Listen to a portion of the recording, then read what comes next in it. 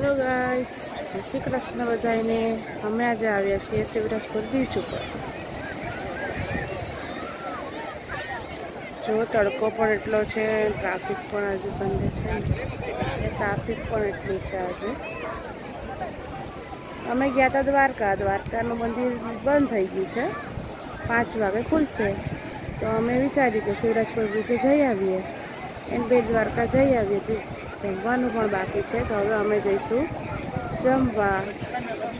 જો જમવા માટે તમારે દ્વારકામાં જમવું હોય તો બેસ્ટ જમવાનું તમને મળે છે શ્રીનાથજી ડાઇનિંગ હોલમાં।